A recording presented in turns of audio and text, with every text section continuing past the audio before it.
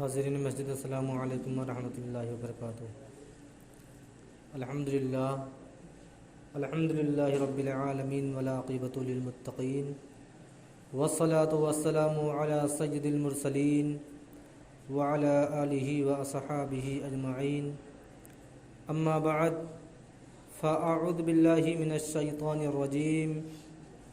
بسم اللہ الرحمن الرحیم۔ سبحان الذي أسرى بعبده ليلا من المسجد الحرام إلى المسجد الأقصى، صدق الله مولانا العظيم وبلغنا رسوله النبي الأمين المكين الكريم، ونحن على ذلك لمن الشاهدين والشاكرين، والحمد لله رب العالمين۔ محترم سامعین، آئیے کچھ عرض و معروض سے قبل اپنے آقائے نامدار مدینے کے تاجدار جناب روح فدا محمد عربی صلی اللہ تعالی علیہ وسلم کی بارگاہ بے کس پناہ میں درود و سلام کی ڈالی نشاور کریں اور پڑھیں بآواز بلند،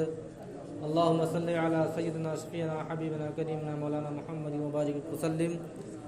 صلاۃ و سلام علیک یا رسول اللہ صلی اللہ تعالی علیہ وسلم۔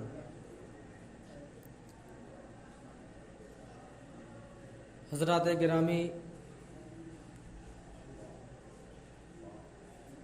یہ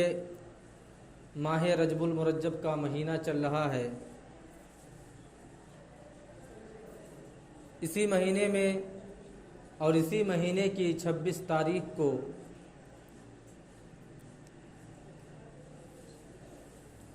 دونوں عالم کے مرکز عقیدت، تمام غریبوں کے غم گسار نبی مختار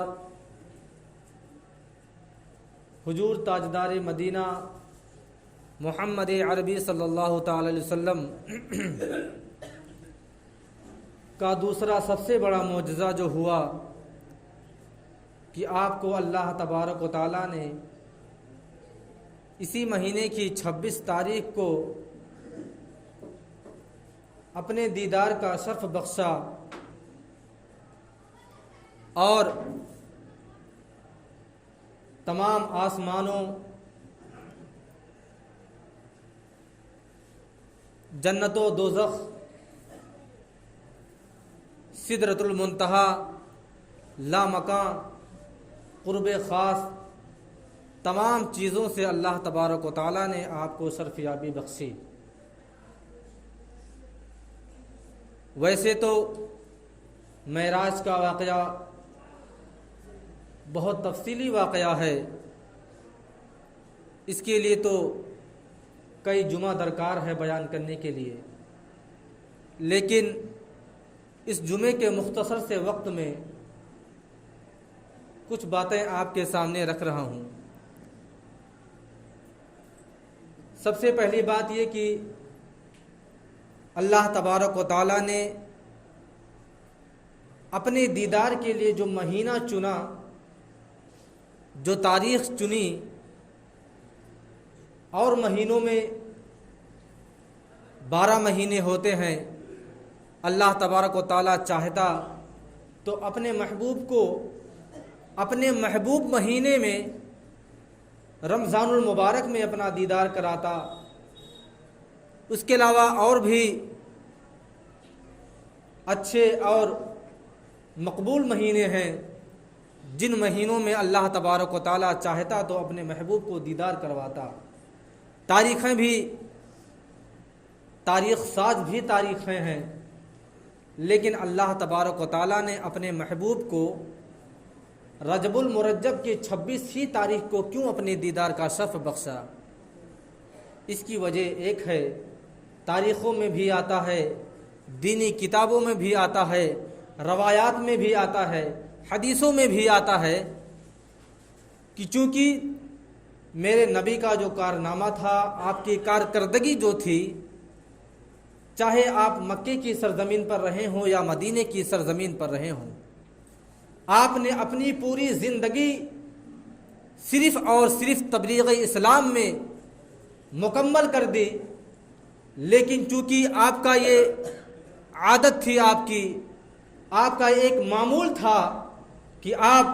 سال کے 365 دن ہر دن اسلام کی تبلیغ کیا کرتے تھے،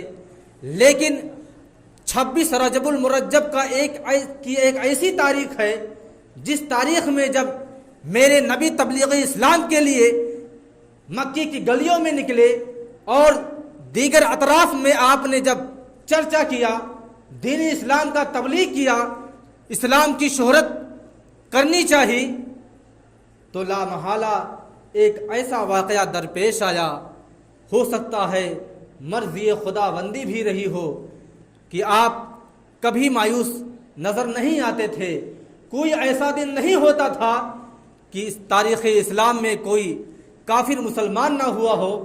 لیکن 26 رجب المرجب ایک ایسی تاریخ تھی جس تاریخ میں کوئی کافر مسلمان نہیں ہوا۔ اسی وجہ سے آپ غمگین ہو گئے، آپ فکر مند ہو گئے، اور آپ کی فکر کا عالم یہ تھا کہ آپ اپنے گھر جانے کے بجائے حضرت علی مرتضیٰ رضی اللہ تعالیٰ عنہ کے بہن کے گھر یعنی حضرت ام ہانی کے گھر چلے گئے کہ آج میں اپنے گھر نہیں جانا چاہتا ہوں، کیونکہ آج میں فکر مند ہوں، آج میں غمگین ہوں۔ اس لیے غمگین ہوں کہ تاریخ میں ایک ایسی تاریخ ہے جس تاریخ میں کوئی کافر اسلام قبول نہیں کیا۔ آپ اسی وجہ سے حضرت ام ہانی کے گھر تشریف لے گئے۔ تاریخوں میں بیان کیا جاتا ہے کہ آپ نے ان کے گھر پہنچ کر کے دروازے بھی اندر سے بند کر لیے تاکہ اس دن آپ کسی سے ملاقات بھی نہ کر پائیں۔ اور تاریخوں میں آتا ہے کہ شاید حضور تاجدار مدینہ صلی اللہ علیہ وسلم نے یہاں تک کیا کہ دروازے پر کسی کو کھڑا کر دیا کہ آج آپ سے کوئی ملاقات نہ کرے۔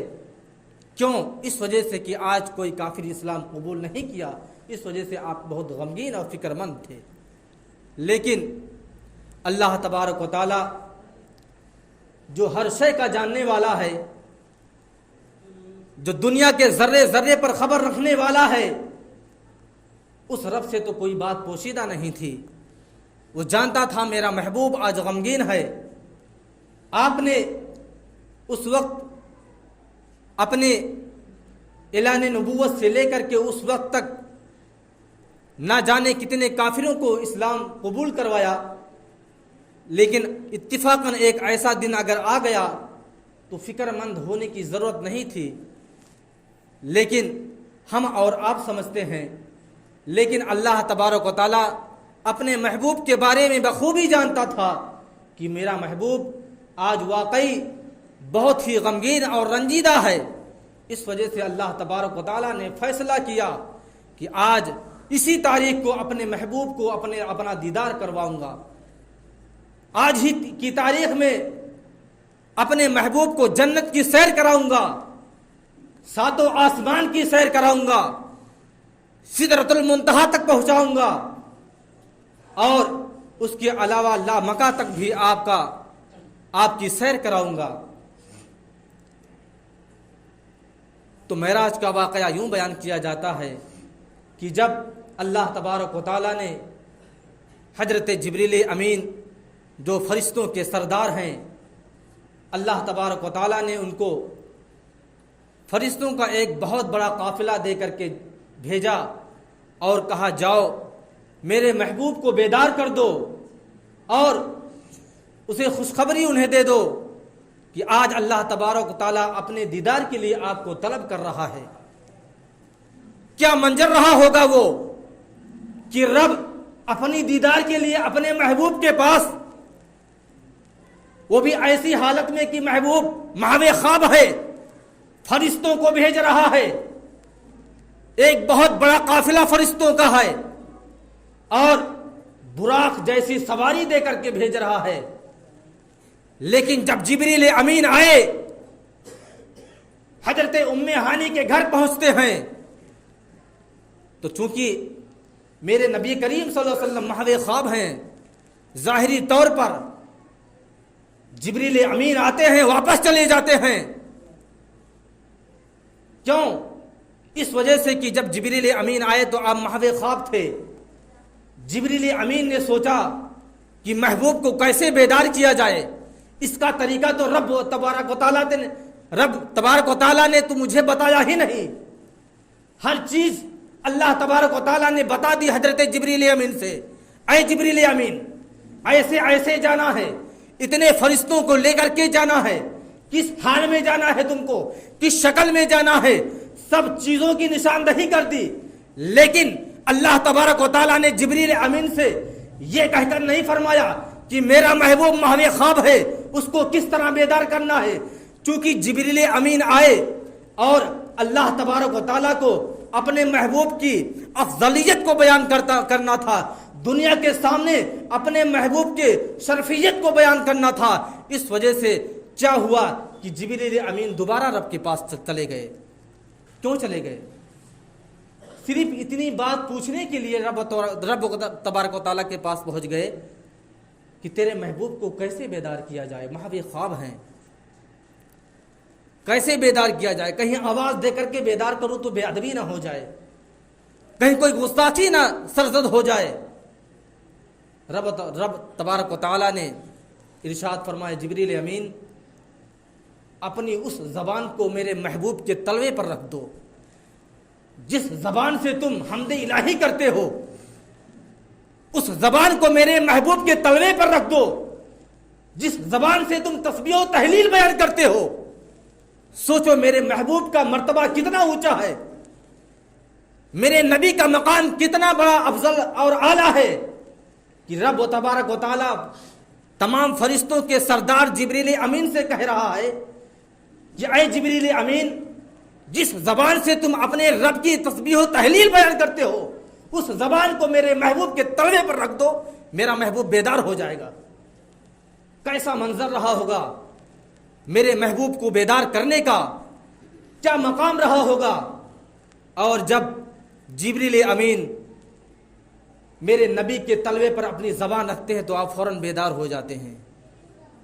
اب تو جبریل امین کو اپنے زبان کو محبوب کے تلوے سے ہٹا لینا چاہیے، لیکن بیدار ہونے کے بعد بھی اپنی زبان کو جبریل امین میرے نبی کے تلوے سے ہٹانے کے لیے تیار ہی نہیں۔ کیوں؟ جب جبریل امین سے سوال کیا گیا اے جبریل امین نبی کو تو آپ کے زبان کے ذریعے سے بیدار کرنے کے لیے کہا گیا تھا، جب نبی بیدار ہو گیا تو آپ کو اپنی زبان کو تلوے سے ہٹا لینا چاہیے۔ جب جبریل امین سے سوال کیا گیا جبریل امین بتاؤ نبی بیدار ہو گئے لیکن آپ اپنی زبان تلوے سے نہیں ہٹا رہے ہیں، کیوں؟ جبریل امین نے کہا کہ میری زبان نے آج تک ایسا مزہ چکھا ہی نہیں، میری زبان نے آج تک ایسی لذت محسوس کی ہی نہیں، میں کیسے اپنے زبان کو نبی کے تلوے سے ہٹا لوں۔ سوچو جس نبی کے تلوے کا یہ عالم ہے تو اس نبی کی پیشانی کا عالم کیا ہوگا، اس نبی کے چہرے کا عالم کیا ہوگا، جس کی مدح و ثنائی خود قرآن مجید کر رہا ہے وَالضُّحَىٰ وَاللَّيْلِ إِذَا سَجَىٰ مَا وَدَّعَكَ رَبُّكَ وَمَا قَلَىٰ أَلَمْ نَشْرَحْ لَكَ صَدْرَكَ، جس کی ثنا خوانی خود قرآن مجید بیان کر دے اس میں کیسا شک ہو سکتا ہے۔ محترم سامعین، بتانے کا مقصد یہ ہے کہ اللہ تبارک و تعالیٰ نے اپنے محبوب کو اپنے دیدار کے لیے اپنے قرب خاص میں بلایا، چونکہ جمعہ میں بہت قلیل وقت ہوتا ہے اور معراج کا بہت تفصیلی واقعہ ہے۔ انشاءاللہ العزیز آئندہ اس کے بعد پھر موقع ملا تو اس پر کچھ گفت و شنید کی جائے گی، کیونکہ اعلان بہت لمبا ہے اور اس کے لیے وقت بھی درکار ہے۔ تو چونکہ مؤذن صاحب کے تعلق سے جن کا ابھی حال میں انتقال ہو گیا ہے ان کے تعلق سے، کیونکہ ان کے سپرد بھی مسجد کی کچھ چیزیں جیسے پیسہ وغیرہ ان کے حوالے بھی ہوتا تھا، تو لوگوں کے سامنے بھائی بات رکھ دی جائے کہ مؤذن صاحب کے پاس جو پیسہ تھا انہوں نے حاجی ادریس صاحب کو دے دیا، تاکہ لوگ یہ نہ جانیں کہ وہ ابھی تک مسجد کے ایک کارکن تھے تو ان کا اچانک انتقال ہوا تو پتہ نہیں پیسہ کیا ہوا، ان کے حوالے جو مسجد کی اور چیزیں تھیں کیا ہوئیں، تاکہ کوئی زبان کھولنے کا موقع کسی کو نہ ملے۔ تو حاجی ادریس صاحب چونکہ بھی نماز پڑھ رہے ہیں تب تک دوسرا اعلان ہو جائے۔ یہ ایک پروگرام ہے اتوار کے دن محلہ پشپڑیا میں مسجد کے قریب میں ایک چھوٹا مدرسہ ہے، اسی کے حال میں اتوار کے دن پروگرام ہوگا، جس کو کرنے کے لیے تاج الفقہا حضرت مفتی اختر حسین صاحب قبلہ تشریف لا رہے ہیں۔ 25 رجب المرجب 27 فروری بروز اتوار بعد نماز عشاء یہ پروگرام ہوگا۔